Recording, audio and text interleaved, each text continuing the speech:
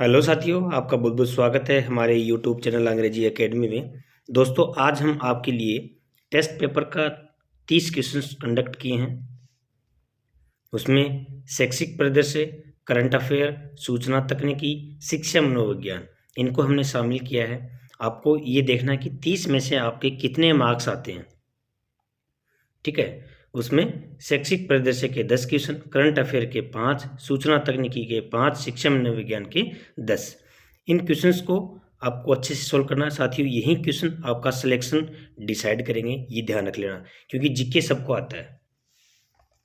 पहला प्रश्न है, स्माइल कार्यक्रम के संबंध में निम्नलिखित कथनों को पढ़कर असत्य विकल्प का चयन कीजिए। राजस्थान में स्माइल कार्यक्रम के द्वितीय चरण की शुरुआत 21 जून 2021 को हुई। स्माइल कार्यक्रम के तहत माध्यमिक स्तर तक सामग्री प्राप्त करने के लिए 4 स्तर कक्षा ग्रुप बनाए गए। स्माइल कार्यक्रम के तहत उच्च प्राथमिक स्तर पर बच्चों को प्रति सप्ताह 2 बार सोमवार शनिवार को गृह कार्य दिया जाता। स्माइल कार्यक्रम के द्वितीय चरण में कक्षा अनुसार अलग अलग व्हाट्सएप ग्रुप बनाए गए। ये भी सही है, ये भी सही है, ये भी सही है, कि उसने एक जो है वो गलत है। अब क्या है, कमेंट बॉक्स में मुझे बताना इसका राइट आंसर क्या है। दूसरा क्वेश्चन, नो बैग डे कार्यक्रम के संबंध में निम्नलिखित कथनों को पढ़कर असत्य विकल्प का चयन करना है। नो बैग डे कार्यक्रम के तहत माह के द्वितीय शनिवार को भाषा कौशल विकास थीम पर गतिविधि आयोजित की जाती है। नो बैग डे कार्यक्रम के तहत मैं वैज्ञानिक बनूंगा थीम पर माह के तृतीय शनिवार को कार्यक्रम आयोजित किया जाता है। नो बैग डे कार्यक्रम के तहत कक्षा 9 से 10 सीखने के सिखाने के गतिविधि आधारित समूह का नाम क्षितिज है। नो बैग डे कार्यक्रम के तहत विद्यार्थियों को उनके सीखने के स्तर पर जटिलता के आधार पर 5 समूह में वर्गीकृत किया गया है। दोस्तों, इसका आंसर है 2 नंबर। अब ये क्यों है, आपको कमेंट बॉक्स में मुझे बताना है। नो बैग डे कार्यक्रम के तहत मैं वैज्ञानिक बनूंगा थीम पर माह तृतीय शनिवार को कार्यक्रम आयोजित किया जाता है, ये इसमें गलत है, असत्य विकल्प है। क्वेश्चन नंबर 3, मुख्यमंत्री बाल गोपाल योजना, निम्नलिखित में से उस विकल्प का चयन कीजिए सो सही नहीं है। 1 से 8 तक 2 दिन दूध उपलब्ध करवाया जाता है। एक तो थोड़ा ये ध्यान रखना, इसमें जो डेज वगैरह है ना, वो भी कितना ग्राम है, ये सारा इसके बारे में डिटेल्स पढ़ लेना।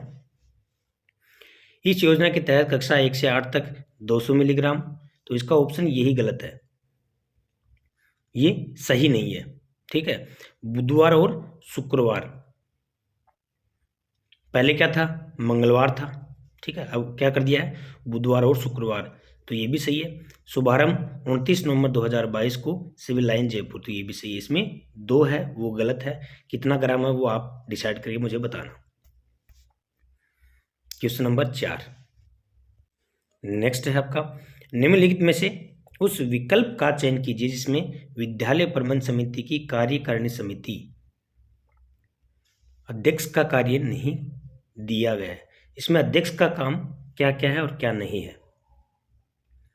साधारण सभा एवं कार्यकारिणी समिति की सभी बैठकों की अध्यक्षता करना, बिल्कुल ठीक बात है। विद्यालय प्रबंध समिति से संबंधित संविदा एवं अन्य दस्तावेज पर हस्ताक्षर करना, ये भी सही है। सभी पे साइन करता है कौन, विद्यालय प्रबंध समिति का अध्यक्ष। सचिव कौन होता है, ये भी आपको पता करना है। बैठक का कार्यवाही विवरण तैयार करना, रिकॉर्ड रखना, जनता को अवलोकन हेतु उपलब्ध करवाना। तो देखिए, क्वेश्चन नंबर जो 4 है उसमें ये जो है ना, ये रिकॉर्ड नहीं रखेगा वो। ठीक है, बाकी अवलोकन तो कर सकता है, लेकिन वो रिकॉर्ड है ना, वो संधारण वो क्यों करेगा, हेडमास्टर करो, जो सचिव वो करो। कार्यकारिणी समिति के आय व्यय पर नियंत्रण रखना, बिल्कुल भी नहीं है। सिर्फ ये जो है अध्यक्ष का कार्य नहीं है, बाकी जो है आय व्यय पर तो नियंत्रण रखेगा, क्योंकि कितना आया कितना गया है वो उसकी जो निगरानी है ना उसमें होना है। नेक्स्ट है आपका 5, विद्यालय प्रबंध समिति से संबंधित निम्नलिखित विकल्पों में से असत्य विकल्प का चयन करना है। एसएमसी की साधारण सभा की बैठक शैक्षणिक सत्र के जुलाई से मार्च तक आयोजित की जाती है, बिल्कुल ठीक है। देखते हैं ठीक है कि नहीं है। एसएमसी की कार्यकारिणी समिति शैक्षणिक सत्र में कुल 3 बैठकें, तो 3 बैठकें नहीं होती हैं। कितनी बैठकें होती हैं? यानी कि हर महीने की 1 होती है, ये आपको ध्यान रखना है। 3/4 सदस्य महिलाएं होंगे, 3/4 नहीं, 50% महिलाएं होती हैं। ठीक है, तो 2 और 3, देखो यही गलत है, इसमें चेक करो आप कौन सा 2 और 3, द ऑप्शन आ जाएगा इसमें। ठीक है, ये ध्यान रखना, ये भी इसका जो इम्पोर्टेंट है, विद्यालय प्रबंध समिति जो है ना, एसएमसी है। नेक्स्ट है, राष्ट्रीय शिक्षा नीति 2020 के संबंध में निम्नलिखित कथनों को पढ़कर उस विकल्प का चयन करें जो असत्य है। राष्ट्रीय शिक्षा नीति 2020 को केंद्रीय मंत्रिमंडल में 29 जुलाई 2020 को अनुमोदन किया गया। दूसरा है, राष्ट्रीय शिक्षा नीति 2020 के तहत कक्षा 6ठी से व्यावसायिक कौशल शिक्षा प्रारंभ करने का प्रावधान किया गया। ये भी सही है, ये भी सही है। नई शिक्षा नीति के तहत एमफिल कार्यक्रम को समाप्त कर दिया गया है। ये भी बिल्कुल सही है। नई शिक्षा नीति के तहत कक्षा 11वीं से विद्यार्थियों को विदेशी भाषा, ये गलत है, 11वीं से नहीं, कब से है वो आपको बताना है कमेंट में। राजस्थान निःशुल्क एवं अनिवार्य बाल शिक्षा अधिकार नियमावली 2011 के संबंध में असत्य विकल्प है। अध्याय 2 विद्यालय प्रबंध समिति की संरचना एवं कर्तव्यों के उपबंधों का उल्लेख करता है। ठीक है, फिर उसके बाद में अध्याय 7 की नियम 22 में पाठ्यक्रम निर्माण एवं सतत व्यापक मूल्यांकन की चर्चा की गई है। ये भी सही है। नियम 12 उपबंध करता है कि गैर सरकारी विद्यालयों में 25% सीटों पर आरटीई के तहत निःशुल्क प्रवेश देवें। तो यहाँ पे आपका जो नियम 12 में नहीं, ये चीज़ देखना है कौन से में है। आरटीई 11 के अध्याय 5 में विद्यालयों अध्यापकों के उत्तरदायित्व के संबंध में चर्चा की गई है। ये भी सही है। तो इसका आंसर क्या बन गया? 3। अगला क्वेश्चन है, नीचे सूची है और उसमें आपको मिलान करना है। ठीक है, आरटीई एक्ट अधिनियम 2009 की धारा है और दूसरी सूची में उनके प्रावधान है। मैं बोलूँगा, आप उसमें मिलान करना। धारा 10 में माता पिता अभिभावक के कर्तव्य। धारा 13 में बच्चों से कैपिटेशन फीस वसूली करने पर पाबंदी है। धारा 25 में छात्र शिक्षक अनुपात है। धारा 27 में क्या है? गैर शैक्षणिक प्रयोजन हेतु शिक्षकों को अभियोजित करने पर प्रतिबंध, गैर शैक्षणिक कार्य नहीं करवाया जा सकता। धारा 18 में विद्यालय स्थापित करने हेतु मान्यता प्रमाण पत्र, तो ये वाला है इसमें। पहला, 1 में सी, 2 में डी, 3 में बी, 4 में ई, यानी कि ऑप्शन पहला ही आ गया इसमें। ठीक है ना, ये ध्यान में रखना आपको। नेक्स्ट है, आरटी एक्ट 2009 के अनुसार निम्नलिखित में से कौन अध्यापकों के प्रशिक्षण के लिए मानकों को विकसित और लागू करेगी? तो यहाँ पे केंद्र सरकार है ना, वो डिसाइड करती है। राजस्थान स्कूल शिक्षा परिषद की ओर से कितने बिंदुओं पर सभी सरकारी विद्यालयों की ऑनलाइन रैंकिंग प्रति माह जारी की जाती है? 44। ठीक है, क्या आ गया? 44 आ गया इसमें। ये हमारे क्या हो गए? शैक्षिक परिदृश्य की हो गई। अब आता है आपका नेक्स्ट पार्ट। धनुर्हृदय श्री लिम्बाराम पुरस्कार से सम्मानित ललित मीणा का संबंध क्रिकेट से है, ये ध्यान रखना। राजस्थान में विद्यालय अवलोकन की प्रक्रिया को डिजिटाइज करने हेतु कौन सा ऐप, तो इसका कौन सा ऐप है? शाला सम्मेलन ऐप। ठीक है, ये भी इंपॉर्टेंट है। विश्व युवा दिवस पर राजस्थान सरकार ने किसे स्किल एम्बेसडर अवार्ड 2022 से सम्मानित किया गया? स्किल एम्बेसडर अवार्ड क्या आएगा? अशोक यादव को। राजस्थान में टिड्डी नियंत्रण हेतु पुस्तक का विमोचन किसने किया? तो इसका पुस्तक का विमोचन लालचंद कटारिया ने किया। ये इंपॉर्टेंट है आपके करंट के। शुभ शक्ति योजना 2022 के अंतर्गत राजस्थान सरकार महिलाओं एवं बालिकाओं को आत्मनिर्भर बनाने के लिए कितने रुपए की वित्तीय सहायता प्रदान करती है? 55,000 रुपये। ठीक है, इसमें क्या आ गया? 55,000। नेक्स्ट है आपका कनेक्टिविटी मूल सिद्धांत संबंधित। अब आपके आगे साइकोलॉजी। कनेक्टिविटी मूल सिद्धांत संबंधित है, तो कनेक्टिविटी मूल सिद्धांत है वो ये आपके जो हैं ICT सॉरी कंप्यूटर वाले हैं, साइकोलॉजी के लास्ट में है। कनेक्टिविटी मूल सिद्धांत संबंधित है। तो कनेक्टिविटी मूल सिद्धांत है वो लोगों और संसाधनों से जुड़ने के लिए कंप्यूटर नेटवर्क का उपयोग करना। कनेक्टिविटी मूल सिद्धांत संबंधित है।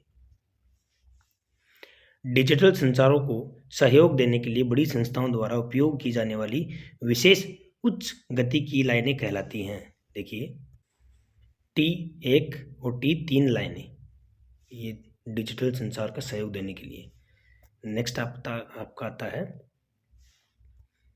सूचना प्रौद्योगिकी का कार्य नहीं है। तो सूचना प्रौद्योगिकी का कार्य प्रोसेस ऑफ डाटा है, कम्युनिकेशन ऑफ डाटा बिल्कुल है, कलेक्शन ऑफ डाटा बिल्कुल है, रेगुलेशन बनाना ये नहीं है उसका। सूचना प्रौद्योगिकी का ICT का काम जो है, कौन सा प्रोग्राम यूजर को इंटरनेट पर विभिन्न प्रकार की वेबसाइट देखने में मदद करता है? ठीक है, search engine, system program, browser program. Browser के द्वारा, ब्राउजर पे तो करते हैं अपन कोई भी प्रोग्राम, कुछ भी करेंगे तो उसको ब्राउजर प्रोग्राम होता है, ब्राउजर पे करते हैं कोई भी काम करते हैं वो। ठीक है, विभिन्न प्रकार की वेबसाइट देखते हैं आप, करते हो ना, जैसे कि आपका वो ब्राउजर होता है एक ऐसा, उस पर आता है निशान सा, उसी पे तो हम डाल के क्या करेंगे, गूगल वगैरह कुछ भी सर्च करेंगे सारी चीज़ें। लोग, तरीके, सॉफ्टवेयर, हार्डवेयर और ये डेटा, ये 5 भाग हैं। किस चीज़ के हैं 5 भाग? ये हैं आपके कंप्यूटर सिस्टम, सॉफ्टवेयर सिस्टम, सूचना प्रौद्योगिकी। तो ये किसके हैं? सूचना प्रौद्योगिकी, ये 5 भाग, लोग, तरीके, सॉफ्टवेयर, हार्डवेयर और डेटा। ठीक है, तो ये वाला इसका आंसर आ गया। अब आपके आते हैं साइकोलॉजी के 10 क्वेश्चंस, देखते हैं 10 में से आप कितने कर पाते हो। मानव विकास के संबंध में असत्य कथन का चयन कीजिए। ठीक है, तो इसमें असत्य कथन कौन सा है? विकास व्यक्ति के संरचनात्मक पक्ष को दर्शाता है। इसमें आपका आंसर क्या हो गया? 3rd। ठीक है, ये असत्य है। बाकी विकास सार्थक वर्दी के अभाव में भी संभव है, बिल्कुल सही। विकास तो जो डायनेमिक जिसको अपन बोलेंगे, चलता रहता है। तो विकास व्यक्ति के कार्यात्मक पक्ष को दर्शाता है, ये भी सही है। विकास एकीकृत रूप में होता है, ये भी सही है। व्यक्ति के संरचनात्मक, क्रिएटिविटी को क्या है? विकास व्यक्ति के जो संरचनात्मक पक्ष को दर्शाता है, ये वाली चीज इसमें असत्य है। एरिक्सन के अनुसार किस आयु में बालक में उसकी उद्योग उम्र की शुरुआत हो जाती है? तो इसमें आपका क्या आंसर आया? यहाँ 6 से 12 वर्ष के बच्चे में। ठीक है, तो इसमें 2 आ गया। नेक्स्ट है आपका स्मृति पर सर्वप्रथम क्रमबद्ध अध्ययन किसके द्वारा किया गया? स्मृति पर सर्वप्रथम अध्ययन किसके द्वारा किया गया? तो यहाँ पे क्या आ गया आपका? एबिंगहास। किसके द्वारा किया गया? एबिंगहास के द्वारा। निम्नलिखित में से कौन सा एक अभिव्यक्ति का घटक पहलू नहीं है? ठीक है, तो इसमें क्या आ गया आपका? संवेगात्मक नहीं है। इमोशंस होते हैं ना, वो अभिव्यक्ति का घटक या फिर पहलू नहीं है। बाकी क्रिएटिविटी है, इमोशन है। ठीक है, यहाँ संज्ञानात्मक है, लेकिन संवेगात्मक नहीं है। DAT परीक्षण का संबंध है, DAT परीक्षण का संबंध है अभिक्षमता से। किससे है? अभिक्षमता से है। 26 का है, निम्नलिखित में से कौन सी एक दृष्टिहीन बच्चों हेतु सहायक तकनीकी का उदाहरण नहीं है? तो सहायक तकनीकी का उदाहरण नहीं है अबेकस, ब्रेसलेट, स्पीच ट्रेनर और मैग्नीफायर। तो ये जो इसके अंदर क्या आ गया आपका? स्पीच ट्रेनर है, वो नहीं है, क्योंकि दृष्टिहीन से स्पीच से वो क्या लेना देना है। तो ये वाला इसका उदाहरण नहीं है। बाकी अबेकस है, ब्रेसलेट है और मैग्नीफायर है, ये तीनों हैं। ये ध्यान रखना, इंपॉर्टेंट क्वेश्चन है ये। 27 गिलफोर्ड के त्रिविमीय सिद्धांत की संक्रिय आयाम का घटक इनमें से कौन सा नहीं है? ठीक है, तो यहाँ पे क्या आ गया आपका? इसमें रूपांतरण। एक्टोमॉर्फी, मेसोमॉर्फी और एंडोमॉर्फी व्यक्ति की श्रेणियों का वर्गीकरण किसने किया था? तो इनकी श्रेणियों का वर्गीकरण शेल्डन ने किया था। नेक्स्ट है आपका निम्नलिखित में से कौन सा आधुनिक संज्ञानवादी की श्रेणी में आते हैं? आधुनिक संज्ञानवादी की श्रेणी में आते हैं। तो यहाँ पे ब्रूनर और बांडूरा आधुनिक संज्ञानवादी की श्रेणी में आते हैं। किसी प्रकार की असक्षमता के बावजूद असमर्थता के बावजूद सभी बच्चे न्यून में सक्षम होते हैं। किस चीज़ में सक्षम होते हैं? सीखने में। असमर्थता के बावजूद भी सीखने में समर्थ होते हैं, सक्षम होते हैं बच्चे होते हैं वो। ओके डियर, इस तरह से आपको मुझे 30 में से आपका कितना वो बना है, टारगेट बना है, आपका स्कोर बना है, वो मुझे बताना है। इस तरह से नेक्स्ट और भी आपके लिए एग्जाम तक क्वेश्चन लाते रहेंगे। Thanks for watching it.